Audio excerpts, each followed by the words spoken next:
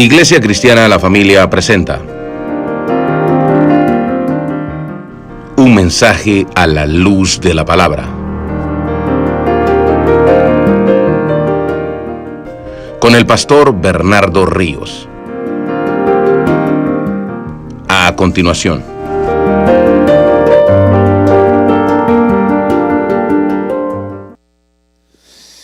Que podamos ofrendar, que podamos dar en este día nuestro apoyo financiero a nuestra iglesia. No sé si estoy prendido el micro. Si me dan un poquito de monitor, hermanos, que no oigo muy bien aquí arriba. Por favor, muchas gracias.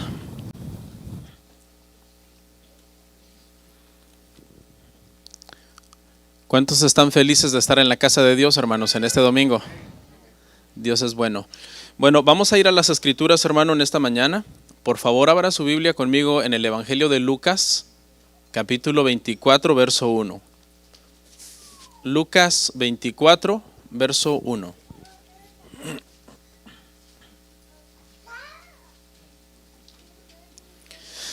Dios es bueno, hermanos. Vamos a estar en pie, si es tan amable. Aquí en Iglesia Cristiana La Familia tenemos esta costumbre. En lo particular me gusta mucho. Espero que si a usted no le gusta, poco a poco le vaya agarrando el amor o el modo, como se dice, de leer las Escrituras en pie cuando estamos leyendo nuestro texto base para exponer.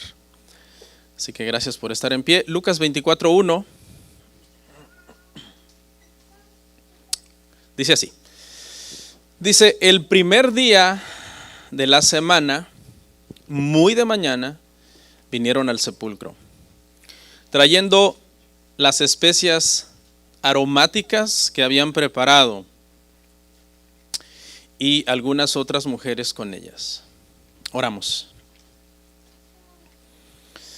Señor, muchas gracias por permitirnos estar aquí en este día tan especial para el cristianismo en todo el mundo, porque hoy conmemoramos la resurrección de nuestro Señor y Salvador. Celebramos que tú resucitaste y que por tanto nosotros resucitaremos también. Que por cuanto tú viviste después de la muerte, nosotros también viviremos después de la muerte. Bendice, Padre, esta reunión.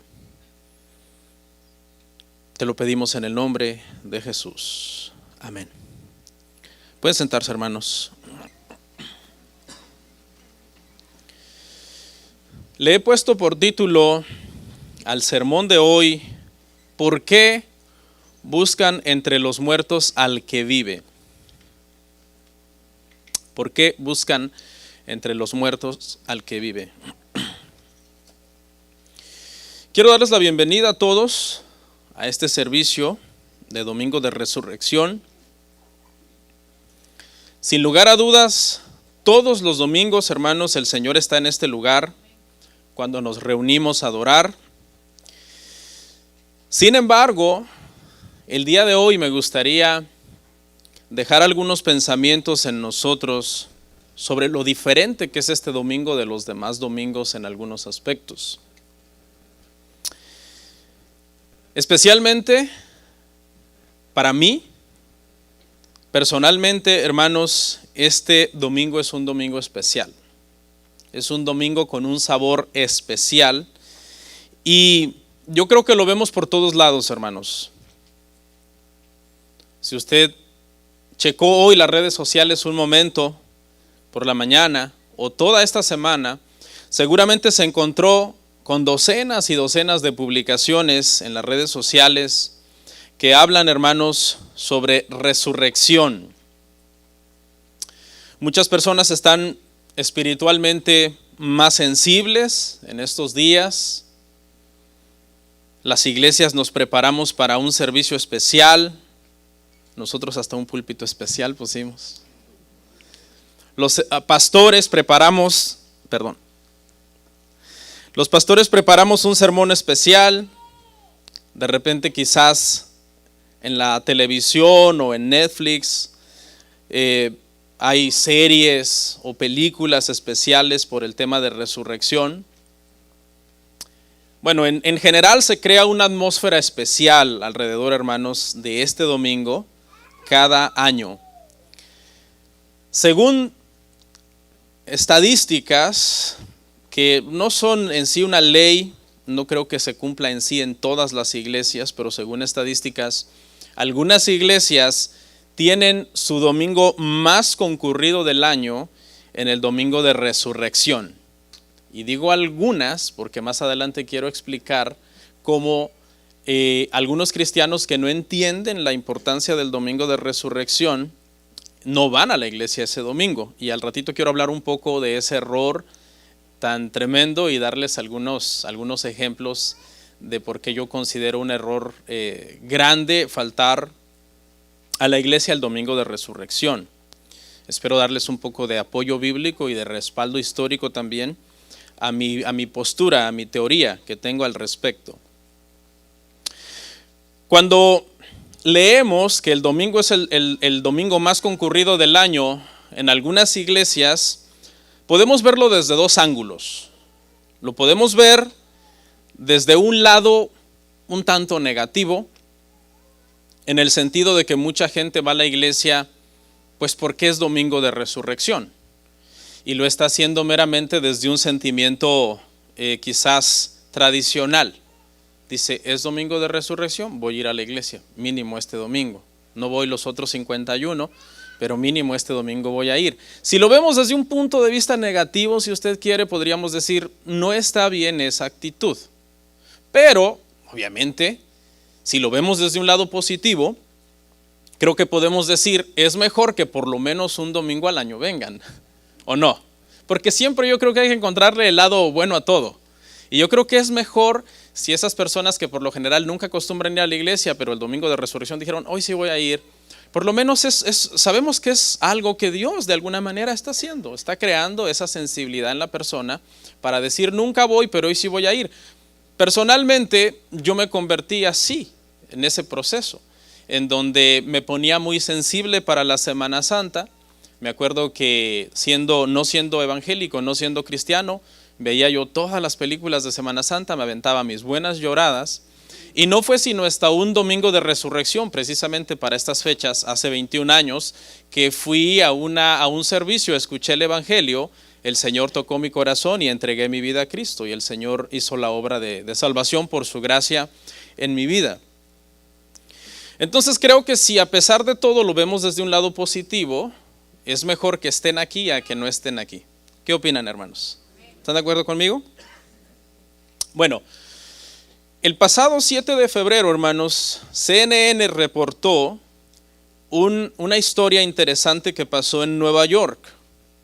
Una señora de 82 años fue declarada muerta, pero después fue hallada viva en la funeraria. Seguramente hubo un error médico, algo sucedió. Y esta señora, que ya había sido declarada muerta en un lugar de ancianos, en un asilo para ancianos, fue llevada a la funeraria y después en la funeraria descubrieron que la señora realmente estaba viva. Entonces ya se imagina el shock, ¿no? Para la familia, en primer lugar, tener que llorar por la señora que supuestamente había muerto y luego tratar de asimilar la noticia de que no, realmente está viva. Cancelen todo, cancelen el entierro y todo. Bueno, esta señora realmente no murió, fue un error médico. Y la encontraron entre los muertos en una funeraria cuando ella en realidad estaba viva. Esta noticia es real, está en los periódicos, usted la puede ver, pasado 7 de febrero de este año, CNN reportó esta noticia. Pero hoy yo les quiero hablar de alguien, hermano, que de verdad sí estaba muerto. Sí estuvo muerto por un periodo de tiempo y después cuando se le buscó entre los muertos donde se supone que tenía que estar, no estaba. Y no estaba por la simple razón de que había resucitado y estaba vivo. Y por eso nuestro tema de hoy se titula ¿por qué buscan entre los muertos al que vive, al que derrotó la muerte y resucitó? La resurrección, hermanos, es el acontecimiento más importante del cristianismo. Por eso es que los cristianos de repente pueden faltar cualquier domingo cualquier domingo del año a la iglesia, menos domingo de resurrección. Y más adelante voy a probar por qué. Porque sin resurrección no habría cristianismo. Así de sencillo. Así de sencillo. Primera de Corintios 15, 17 dice: si Cristo no resucitó, entonces vana es nuestra fe. Si Cristo no resucitó, dice, entonces todavía estáis en vuestros pecados. Es decir, si estamos hoy aquí lavados y redimidos por la sangre de Cristo, es porque Cristo resucitó.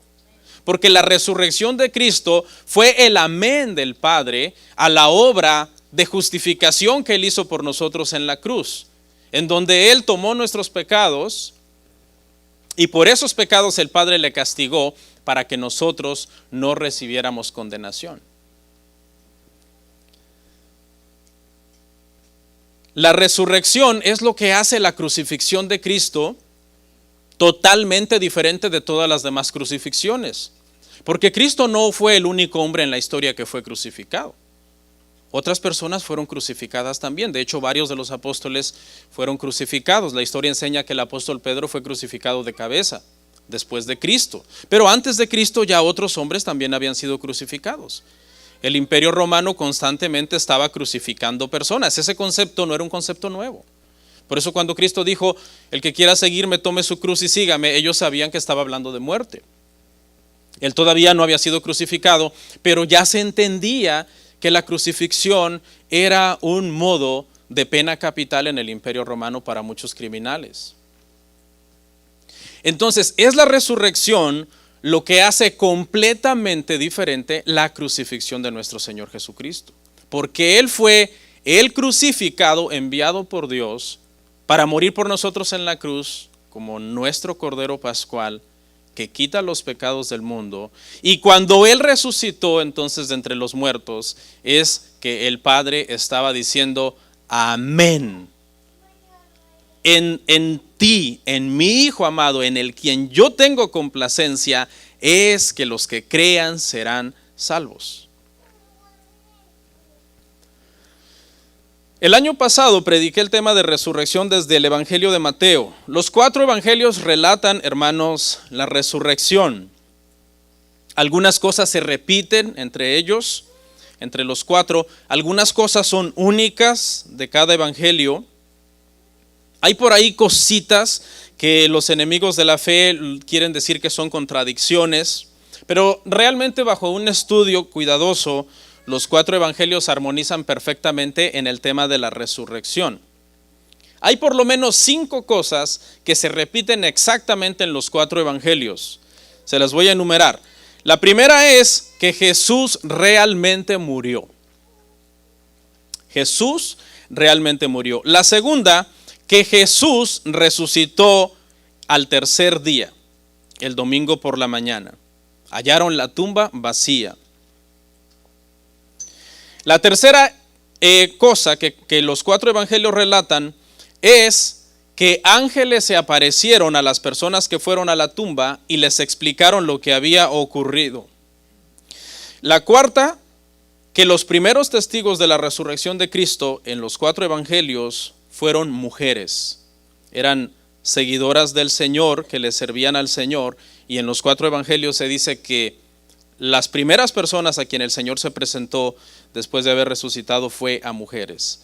Y la quinta cosa sería que la primera reacción de los apóstoles y o de los discípulos en general fue negarse a creer el testimonio de las mujeres. Su primera reacción fue de incredulidad, de pensar de hecho que las mujeres se habían vuelto locas.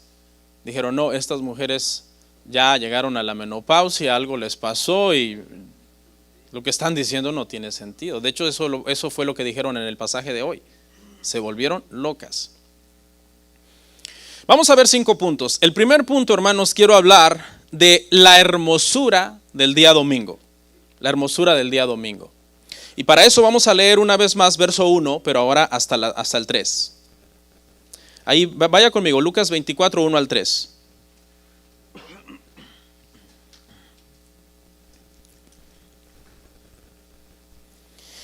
Dice, el primer día de la semana, muy de mañana vinieron al sepulcro trayendo las especias aromáticas que habían preparado, y algunas otras mujeres con ellas. Y hallaron removida la piedra del sepulcro, y entrando no hallaron el cuerpo del Señor Jesús. Quiero tomar unos minutos, hermanos, para hablar de la importancia del día domingo. Dice que el primer día de la semana, muy de mañana, las mujeres fueron a buscar el cuerpo de Jesús trayendo especias aromáticas, ya usted sabe, porque ellas querían ungir el cuerpo del Maestro. El viernes por la tarde, estas mujeres estuvieron paradas frente a la tumba, una tumba que pertenecía a José de Arimatea, y ellas vieron el momento en que Jesús fue puesto en esa tumba. El viernes ya muy tarde, a punto de empezar el día de reposo. El siguiente día, que fue el sábado, estas mujeres no hicieron nada, como judías, tomaron su reposo, su Shabbat, pero el domingo por la mañana, muy temprano, lo primero que tenían en mente es: vamos a ir a darle de alguna forma un honor especial al que fue nuestro Maestro, a ungirlo con estas especias aromáticas que habían preparado. Y aquí, hermanos, quiero dejar un precedente bien importante que todo cristiano debería de comprender, y es que a partir de allí, de ese domingo, debe de ser para todos los que decimos que somos creyentes prácticamente una ley, y yo se lo puedo probar con la Biblia, prácticamente una ley, los domingos por la mañana levantarnos con toda nuestra familia para ir a darle honor al Señor Jesucristo. Al menos los que nos preciamos de ser cristianos no deberíamos de tener conflicto con eso, de decir, ay, ¿qué vamos a hacer el domingo? No.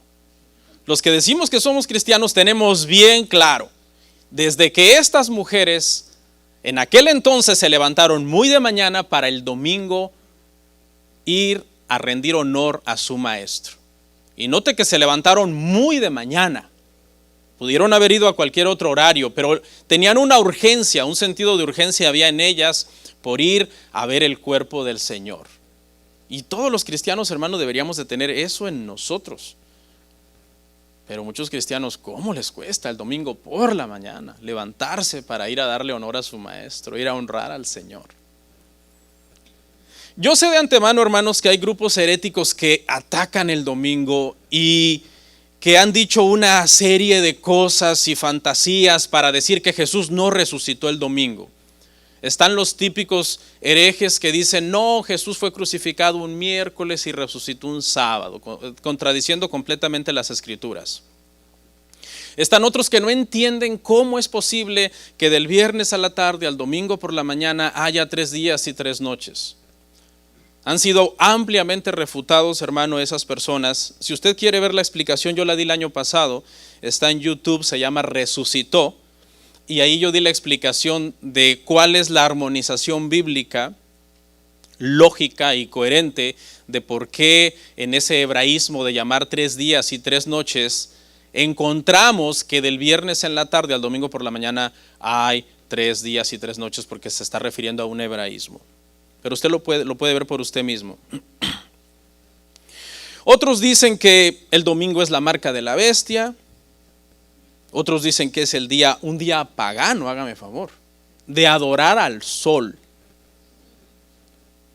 Y hay muchos enemigos, hermano, del cristianismo que cuelgan muchos videos a YouTube o que hacen reacciones a cuando nosotros decimos que el Señor resucitó al tercer día, y van a querer atacar, hermanos, el cristianismo. La realidad, hermanos, es que el domingo históricamente y bíblicamente es un día muy especial de la semana. Es un día muy especial. Por ejemplo, el primer día que existió en la creación fue un domingo. El primer día de la creación fue un domingo. Cuando el Señor comenzó a crear, vaya usted a Génesis, capítulo 1, capítulo 2, y cuando el Señor comienza a crear todas las cosas, ¿en qué día comenzó a crear? En el día primero de la semana. Y fue la tarde y la mañana, el día 1. De hecho, los judíos hasta dicen, hasta le han buscado fecha, que fue un 7 de octubre de hace 5000 años, no sé qué, porque de hecho ellos hasta lo han ubicado, según ellos, ¿no? Obviamente hay que tener cuidado con eso, pero sí tenemos claro por la escritura que el primer día de la semana fue un domingo, fue el primer día que Dios comenzó a crear. Tenemos claro también por el Nuevo Testamento que Jesús resucitó el primer día de la semana, es decir, un domingo, en lo que estaba hablando de una nueva creación. Mientras que Dios comenzó allá en el Génesis a crear en el domingo, en el primer día de la semana, la creación original y la creación de todas las cosas, en el Nuevo Testamento encontramos a Cristo resucitando en domingo y hablando entonces ahora de una nueva creación, por medio de la redención que Él hace en las almas y que nos lleva a nosotros entonces a ser nuevas criaturas en Cristo, una nueva creación espiritual.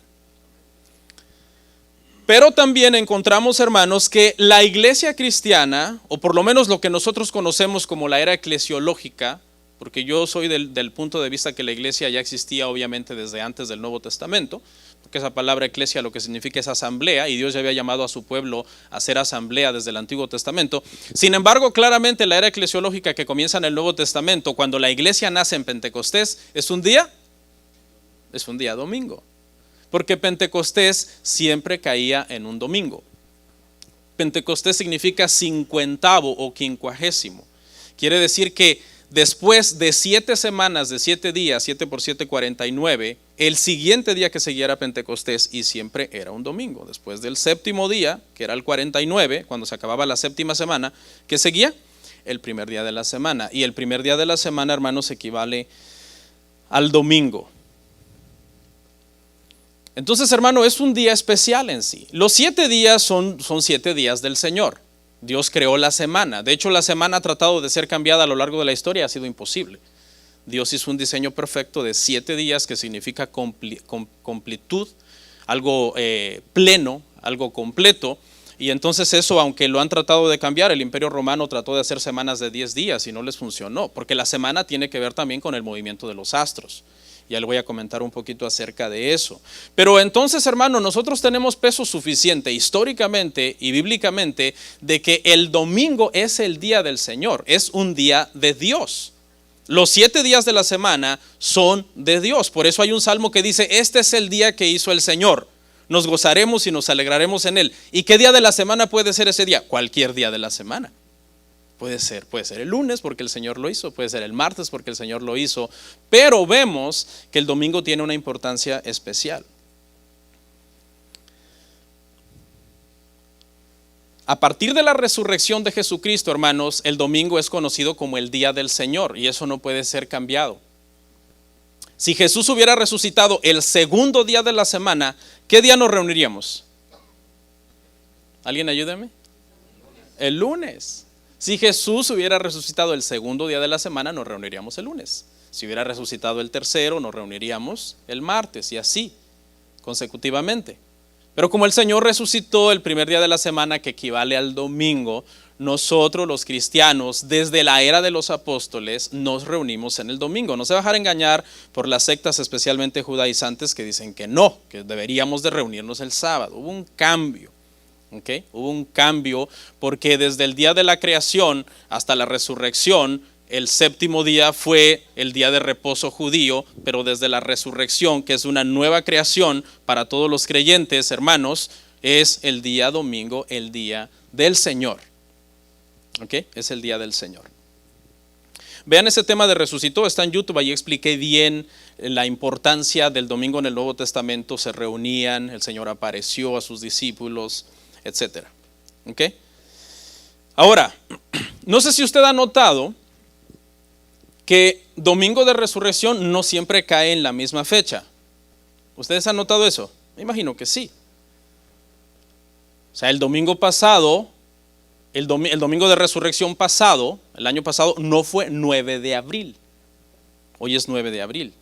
¿Por qué cambia? Porque nuestros cumpleaños no cambian, ¿verdad?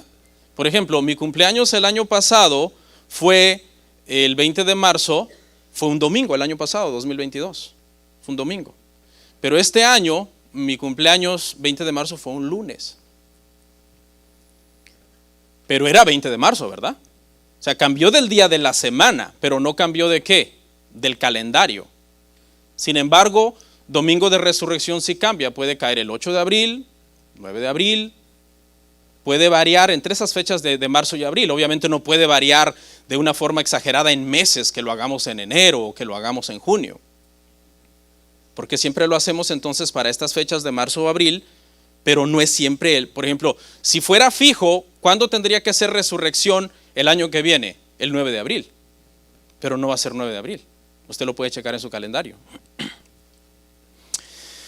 Y aquí es donde quiero hablar entonces, hermano, de por qué el domingo es tan importante para los cristianos. El domingo en general, porque desde que Cristo resucitó, los cristianos nos reunimos el domingo.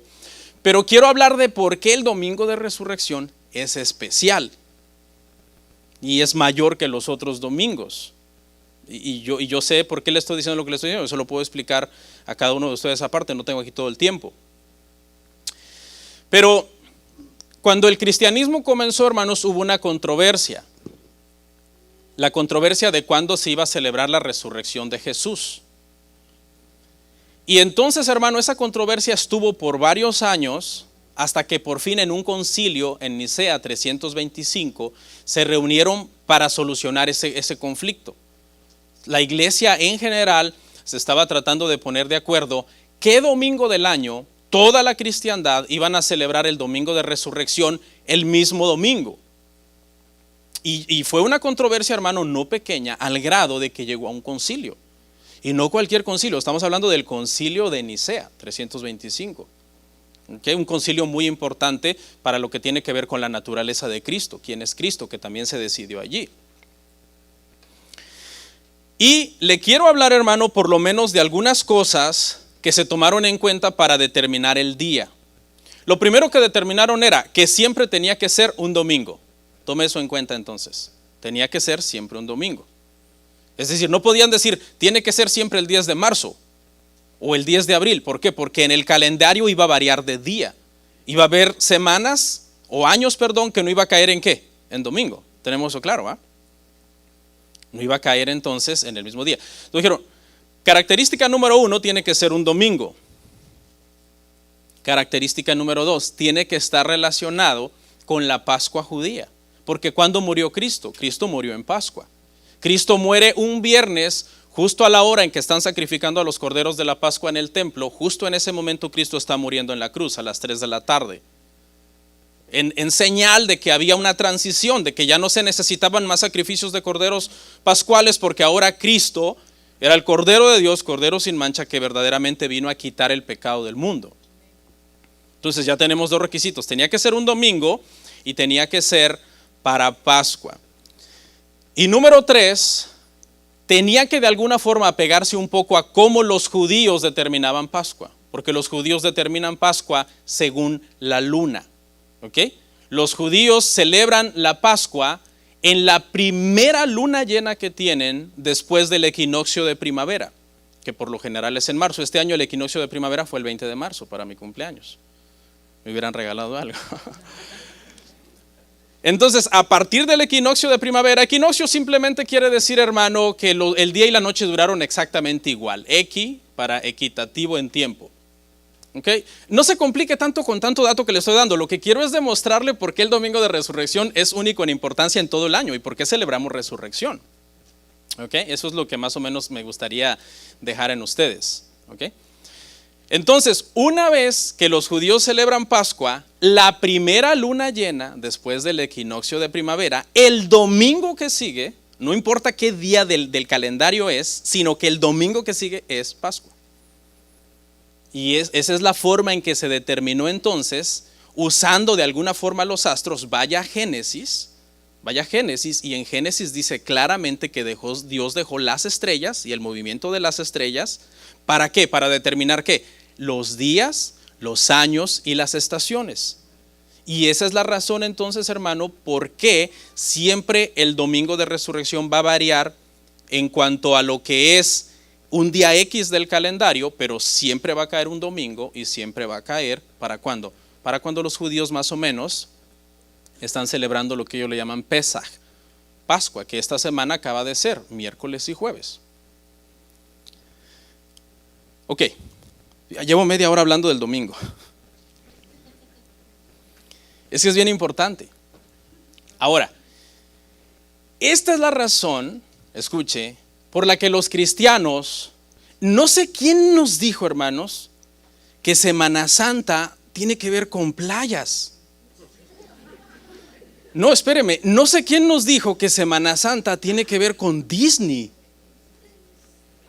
No sé quién nos dijo que Semana Santa tiene que ser con vacaciones. Semana Santa no tiene nada que ver con vacaciones para los cristianos. Para los incrédulos sí. Los hoteles, las playas, las aerolíneas y todo hacen su agosto para Semana Santa porque muchos incrédulos no les importa y no van a ir a la iglesia en Semana Santa. Pero que un cristiano, miren la contradicción que es que un cristiano falte el domingo de resurrección a la iglesia. Le voy a dar algunos ejemplos. Que un cristiano falte, hermano, el domingo de resurrección a la iglesia es como si un futbolista se hubiera preparado 4 años para ir al mundial, su equipo llegara a la final y el día de la final dijera: ¿saben qué, chicos? Hoy no quiero jugar, aunque es el mejor del equipo. ¿Y por qué no? No, simplemente no siento como ganas de jugar hoy. Así que jueguen la final ustedes, que les vaya bien. Yo, de hecho, ni lo voy a ver, En ese rato voy a estar en la playa. No lo voy a ver ni por la tele. O sea, es extremo. Es como si en el país hubiera, imagínense que hubiera una catástrofe, hermano, y un estado se inundara, como aquella vez que hubo aquel dique, ¿se acuerda de agua que se rompió? ¿En qué estado fue? Luciana, y una inundación. Imagínense que todas las redes sociales están poniendo fotos de la tragedia, videos, cuerpos ahogados a la orilla de la calle, y el presidente sube, hermano, una foto a su red social con toda su familia aquí en la playa. ¿Usted se imagina la reacción del país? Lo matan, hermano, si hace eso. Aquí en la playa con mi familia disfrutando. Otro ejemplo, ya voy a terminar. La parte que sigue la vamos a resumir rápido. Imagínese un hombre que está anhelando, hermano, ser padre, y su esposa está embarazada, y su esposa le dice: ¿sabes qué? La cesárea está programada para tal día. Y él dice: lo siento, tengo planeado salir con mis amigos ese día a la playa, no voy a estar. O sea, es extremo. Quizás, hermano, yo estoy siendo muy anticuado, muy estricto, quizás me ha tomado años llegar a este entendimiento y no puedo presionar a nadie a creer de la manera que yo creo. Y no quiero aludir a la gente que ahorita están de vacaciones, porque quizás ahorita los que están de vacaciones, si me están viendo de chiripada, están bravos. Pero si yo le avisé al pastor, pero si él sabía que yo iba a salir. Sí, yo sabía, pero esto es algo que yo siempre he dicho. No es la primera vez que yo lo he dicho aquí en este lugar. Que usted puede faltar quizás algún domingo porque uno no es máquina, uno tiene vacaciones, uno se enferma, etcétera, pero a menos que sea algo de causas de muerte, si uno está en toda la capacidad de estar, por lo menos nunca falta el domingo de resurrección. ¿Lo he dicho o no? Entonces no es una indirecta, hermanos. ¿A qué cámara les hablo? Los que no están aquí. Bueno, y ahora sí, hermanos, entonces ya creo que les dejé algunos pensamientos y les enseñé un poco por la Biblia, por la historia, de por qué, hermanos, estamos celebrando hoy resurrección aquí. Es un acontecimiento histórico muy importante, hermanos, y tiene mucho peso. Bueno, vamos al punto 2 entonces, para que avancemos. Los ángeles anuncian la resurrección. Aconteció que, estando ellas perplejas por esto, he aquí se pararon junto a ellas 2 varones con vestiduras resplandecientes, y como tuvieron temor y bajaron el rostro a tierra, les dijeron: ¿por qué buscáis entre los muertos al que vive? Ahí está nuestro tema. No está aquí, sino que ha resucitado. Acordaos de lo que os habló cuando aún estaba en Galilea, diciendo: es necesario que el Hijo del Hombre sea entregado en manos de hombres pecadores, y que sea crucificado y resucite al tercer día. Estas mujeres quieren ir a rendir el último honor a su maestro, pero su maestro no está en la tumba. ¿Por qué? Porque el Señor resucitó. Y creo que es un cliché ya trillado, pero vale la pena decirlo, que la tumba de Mahoma está ocupada, y que la tumba, hermano, de Buda está ocupada, y que la tumba de Confucio está ocupada. Grandes líderes religiosos están muertos y están en la tumba, pero Cristo no está en la tumba. Y jamás ha aparecido el cuerpo. Jamás ha aparecido el cuerpo. El cuerpo está a la diestra del Padre en el cielo, porque ascendió a los 40 días después de su resurrección. Y nunca lo van a encontrar. Alguien supuso una vez hipotéticamente dijo, ¿qué sería del cristianismo si un día aparece el cuerpo de Jesús? Le hicieron esa pregunta a una persona, porque si el cuerpo de Jesús, hablando hipotéticamente, apareciera, el cristianismo desaparecería también, ¿verdad? Porque en la resurrección es que fundamentamos el cristianismo. Y la respuesta es sencilla, por la palabra nosotros sabemos que el cuerpo jamás va a aparecer. El Señor está vivo, hermanos, el Señor resucitó. Aquí Dios manda ángeles mismos, hermanos, son los primeros que traen la primicia celestial a decir por qué buscan entre los muertos al que vive. Y esa fue un regaño, hermanos, para las mujeres. Esa expresión fue un regaño para ellas. ¿Por qué? Porque se supone que ellas ya sabían que Cristo iba a resucitar. Porque ¿qué les dicen los ángeles? Acordaos de lo que Él os habló cuando Él estaba vivo. No les dijo Él que iba a ser entregado en manos de pecadores, que iba a ser muerto y que iba a resucitar. ¿Qué hacen aquí? Si Él les dijo que iba a resucitar. Es un regaño para ellas, es un llamado de atención. Les está llamando prácticamente incrédulas.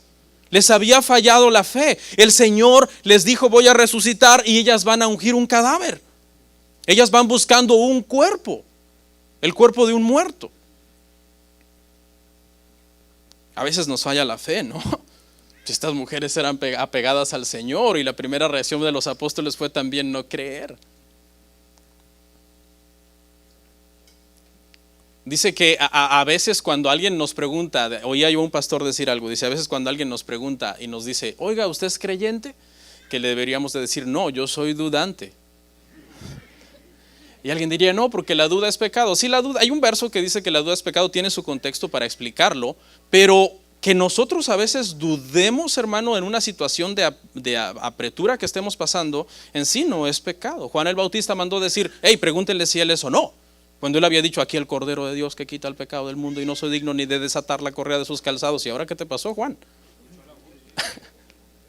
Escuchó la voz del Padre, este es mi hijo amado, vio la manifestación del Espíritu Santo sobre el Señor. Algunas veces dudamos, hermano, algunas veces nos cuesta creer, especialmente cuando estamos pasando por presión en nuestra vida. ¿Qué vamos a hacer? ¿Hacernos escépticos y abandonar nuestra fe y salir huyendo y dejar al Señor? Hay gente que ha pasado por esas crisis, hermano. Cuando usted tenga una crisis espiritual, manéjela con sabiduría. Hay personas que pasan crisis de fe, en donde comienzan a dudar. Así que manténgase firme leyendo las escrituras, orando, congregándose y buscando también la ayuda, porque a veces tú necesitas ayuda personalizada de alguien que te diga, tranquilo, es una crisis, el Señor está contigo. Dice, acordaos de lo que os habló. Bueno, ya comenté esto. Y a partir de aquí, hermanos, sabemos entonces que Dios mismo está anunciando por medio de ángeles la resurrección de su Hijo. El primer sermón cristiano, Hechos capítulo 2, 24, fue sobre la resurrección.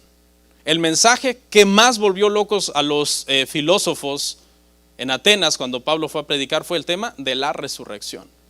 El Señor había resucitado y los apóstoles estaban dispuestos a dar su vida por esa verdad. Punto que sigue, el testimonio de las mujeres, Lucas 24, 8 al 10. Entonces ellas se acordaron de sus palabras y volviendo del sepulcro dieron nuevas de todas estas cosas a los 11 y a todos los demás. Eran María Magdalena y Juana y María madre de Jacobo y las demás con ellas, quienes dijeron estas cosas a los apóstoles. Se recordaron, dice. Es decir, fueron a ungir un cuerpo, pero ahora que el ángel les dijo, acuérdense. Ay, sí es cierto, ¿sí me entiendes? Se recordaron de esas palabras. Dijeron, es verdad, el Señor nos dijo que iba a resucitar, y su reacción es ir corriendo a buscar a los 11 que sabemos que estaban encerrados por miedo a la persecución de Roma, y les fueron a llevar entonces, dice, estas noticias. Mateo 28, 8 dice que saliendo del sepulcro con gran temor, porque habían estado impresionadas por la aparición de los ángeles, pero también con gran gozo, el Señor ha resucitado, fueron corriendo a dar las nuevas a los discípulos del Señor. Y nos menciona aquí algunas mujeres, nos menciona a 3, María Magdalena, usted sabe, de quien el Señor había echado fuera 7 demonios, Juana y María, la madre de Jacobo.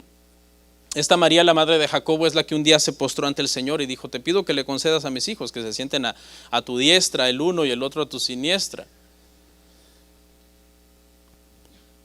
En Deuteronomio 19:15 había un requisito para que un testimonio fuera verdadero, que constara de 2 o más personas, 2, 3 o más personas. Y aquí Lucas menciona a 3 mujeres.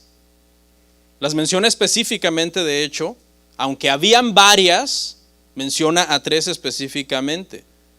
Mujeres que seguían el ministerio de Jesús, que de hecho hay un pasaje que dice que le servían hasta con sus bienes. Esto se ha dicho, hermano, históricamente que es una reivindicación a la mujer en la cultura judía, en donde la mujer era vista por debajo. Y de alguna forma el Señor Jesucristo quiso rendir también este honor. De hecho, mujeres fueron las únicas que estuvieron en todos los escenarios de la muerte de Cristo. Ante la cruz solamente había un apóstol y los demás no estaban, pero había mujeres. Estaba Juan, ¿se acuerda? Cuando el Señor le encarga a María, le dice: cuida a mi madre, cuida a tu madre, hijo aquí tu madre, madre aquí tu hijo. Pero de todos los apóstoles, ¿dónde estaban? Estaban encerrados, pero había mujeres. Cuando Jesús fue enterrado por José de Arimatea, no había ningún apóstol ahí, allá no estaba el apóstol Juan, pero estaban las mujeres. Cuando Jesús resucitó, no había nadie más ahí. ¿Qué? Mujeres. Entonces, de alguna forma, todo ese valor que ellas manifestaron, aunque no estaban siendo perseguidas, como comenté el año pasado, ¿no? Comenté el año pasado que no necesariamente estaban siendo perseguidas, como los que eran hombres. Entonces, ellas fueron las que estuvieron en los 3 escenarios, tanto de cruz, como de entierro, como de resurrección. Y el Señor de alguna forma las honró por eso. La mujer es muy, muy importante en el ministerio, hermano. En la Biblia nosotros encontramos a la mujer elevada a un nivel de dignidad muy importante que no se conocía en el mundo judío, ni en el mundo romano, ni en el mundo griego. La Biblia vino a darle a la mujer un lugar de honor, hermano, grande, a ser protegida en el matrimonio y a ser vista, hermano, con una importancia muy importante. Les recomiendo, por ejemplo, que lean sobre Susana Wesley, que fue la madre de Juan Wesley. Les recomiendo que lean sobre la esposa de Martín Lutero, Catarina de Bómbora, y lean los testimonios de estas mujeres, mujeres que les gusta leer libros. Lean la vida de estas mujeres, les va a ayudar muchísimo. La clase de cristianas que estas mujeres fueron en sus vidas, Susana Wesley como madre y Catarina de Bómbora como esposa de este gran reformador Martín Lutero. 4. Los discípulos incrédulos. Lucas 24, 11 y 12. Mas ellos les parecía locura las palabras de ellas y no las creían. Pero levantándose Pedro corrió al sepulcro y cuando miró dentro vio los lienzos solos y se fue a su casa maravillándose de lo que había sucedido. Es decir, no creyeron, pero Pedro era un poco bipolar. Dijo, por si las dudas. Primero dice, no, están locas. Y Pedro se queda pensando y mejor sale corriendo a la tumba a cerciorarse. En los otros evangelios vemos, hermano, que Juan va corriendo con él y corren juntos y Juan le gana la carrera. Y por ahí hacen el chiste que Juan fue más rápido porque tenía primera, segunda y tercera. Y Pedro todavía tiene primera y segunda, ¿no? Pero llega Juan al sepulcro, no entra, se queda a la puerta y Pedro llega y con ese arrojo que le caracterizaba no hace pausa, se mete y se queda entonces espantado con lo que ve. Los lienzos están ahí, el cuerpo no está ahí y dice que se va entonces a su casa maravillándose de lo que había sucedido. Y a partir de ahí, hermanos, el Señor, sabemos por el evangelio, que aparece a los apóstoles y una vez que el Señor aparece a los apóstoles son transformados completamente. Predican la resurrección, aunque eso finalmente les acaba costando la vida a todos. Solamente Juan muere en años por longevidad, ¿no? Anciano. Pero ahí a todos les cuesta la vida predicar la resurrección. ¿Y quién va a dar su vida por una mentira que ellos mismos han inventado? Eso es completamente ilógico. Y por último, quiero hablar entonces de 7 teorías que tratan de negar la resurrección de Cristo. Lo vamos a ver rapidito y las vamos a tratar entonces de refutar. Teoría número 1, la teoría del desvanecimiento. Porque a pesar, hermano, de que la resurrección de Cristo es bíblica y es clara y de hecho históricamente también otra gente habló de la resurrección, historiadores romanos, historiadores judíos como Flavio Josefo, como Suetonio, como Plinio, que eran historiadores romanos, dieron testimonio de que se predicaba de un Cristo resucitado. A pesar de eso, han existido siempre escépticos que han tratado de destruir la resurrección. Ellos dicen, destruimos la resurrección, destruimos el cristianismo. Entonces, esta teoría del desvanecimiento, algunos dijeron que Cristo fue crucificado, pero no murió. Él cayó en un estado, en una especie de semicoma, y que entonces se pensó que estaba muerto mientras él estaba pendiendo en la cruz, pero que cuando Cristo fue bajado de la cruz y puesto en la tumba, después Cristo, como estaba vivo, solamente estaba desvanecido, entonces Cristo despertó y salió de la tumba, y todo el mundo asumió que entonces él había resucitado. Sin embargo, esta teoría no explica por qué Jesús, cuando resucita, él tiene en realidad buena salud. Cristo tiene las marcas. Usted se acuerda, Cristo cuando resucita trae las marcas, ¿verdad? Le dice a Tomás, mete tus dedos en mis manos y tu mano en mi costado. Ahora la pregunta que yo le tengo es, ¿Cristo estaba sufriendo dolor? No. Cristo tenía las marcas de la crucifixión, pero gozaba de perfecta salud. Sin embargo, si esta teoría hubiera sido verdadera, hermano, Cristo hubiera estado prácticamente moribundo, agonizante todos esos días en que estuvo con los apóstoles. Además, que los soldados romanos eran expertos en dar muerte, eran crueles, y todo el castigo que el Señor recibió era un castigo suficiente como para que Él muriera en la cruz, incluso antes de que le quebraran las piernas, ¿se acuerda? No fue necesario. Estaba profetizado, no le quebrarán ningún hueso, y el Señor muere antes de que le quebraran las piernas. ¿Por qué les quebraban las piernas? Porque era donde ellos estaban sosteniendo un poco. Con las piernas quebradas, ellos que estaban pendiendo completamente de las manos y se asfixiaban y tenían un infarto. El Señor ya había muerto. El Señor ya había dicho, Padre, en tus manos encomiendo mi espíritu, y entregó el espíritu. Porque a él nadie lo mató. El Señor, ¿cómo van a matar al autor de la vida? El Señor entregó su vida por nosotros. A mí nadie me quita la vida, dijo. Yo doy mi vida por mis amigos. ¿Se imagina que el Señor nos llame amigos para haber muerto por nosotros? Ayer estuvimos en el evento de las 7 palabras y hubo algo que me llamó la atención cuando uno de los expositores dijo, ¿te imaginas que probablemente en ese momento Jesús estaba pensando en ti? Y uno cuando oye eso, uno lo oye en ti, pero se lo aplica uno a mucha gente, ¿no? Uno dice, pues en ti, en todos los cristianos. Pero en ese momento yo pensé en mí. Dije, ¿será que el Señor en ese momento pensó, Bernardo? Y es algo bien hermoso, hermano, que el Señor haya muerto por nosotros y nos llame sus amigos. La segunda teoría es la teoría de la alucinación. Estos dicen que los seguidores de Jesús anhelaban tan desesperadamente que Jesús no estuviera muerto al grado que tuvieron alucinaciones. Y es verdad, hay personas alucinan, pero aquí en la Biblia encontramos que es imposible que 500 personas alucinan a la vez las mismas cosas, porque muchas veces el Señor Jesucristo fue visto por muchas personas. Además, si estaban alucinando que resucitó, ¿por qué la tumba estaba vacía? Esta teoría no explica la tumba vacía, porque podían alucinar que él estaba vivo, pero ¿y el cuerpo en la tumba? Desmontaba completamente la alucinación, ¿o no? ¿Y dónde estaba el cuerpo? ¿Y por qué si había cuerpo no lo presentaron los judíos o los romanos? Porque no había cuerpo, no tenían cuerpo.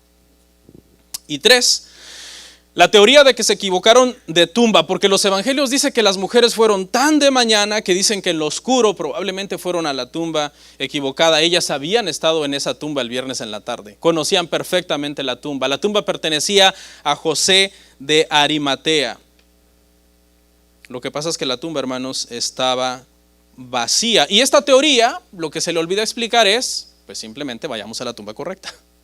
No explica por qué simplemente no se fue a la tumba correcta. Si nos equivocamos de tumba, Jesús resucitó.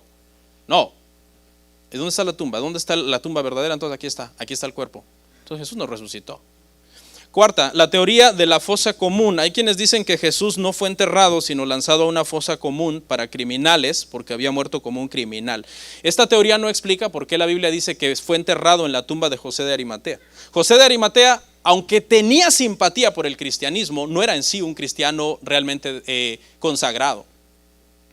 Y como miembro del Sanedrín que era y judío que era, él hubiera sido el primero en decir y en desmentir esta teoría de la fosa común, ¿no? Entonces, obviamente Jesús había sido puesto en la tumba de José de Arimatea, pero ahora la tumba estaba vacía. Quinto, la teoría que los discípulos robaron el cuerpo de Jesús. De hecho, esta aparece en la Biblia, Mateo 28, 11 al 15. Y esta teoría, en lugar de anular la resurrección, confirma la resurrección.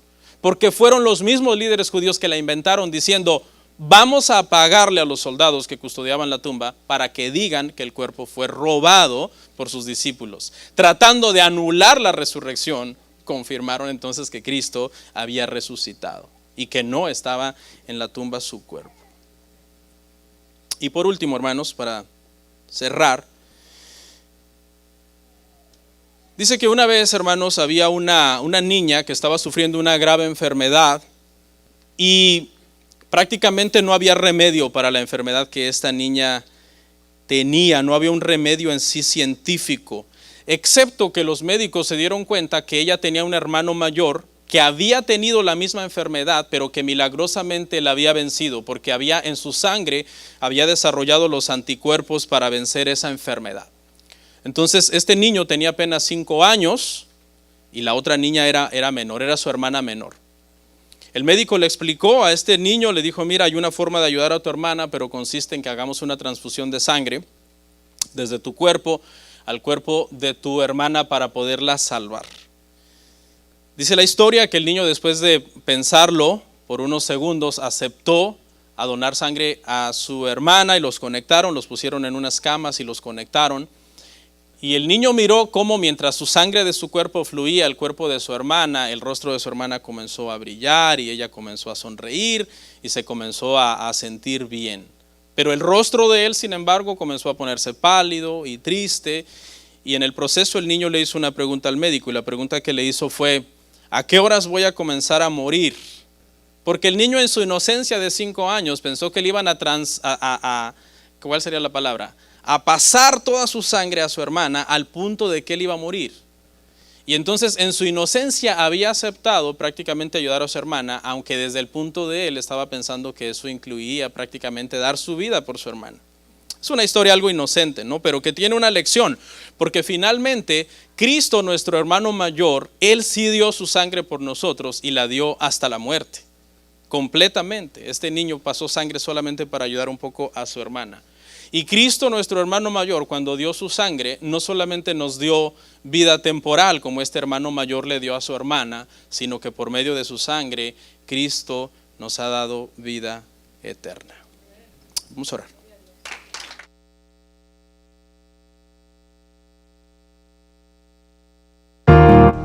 Comparte, suscríbete, dale like.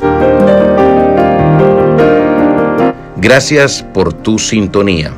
Hasta la próxima. Bendiciones.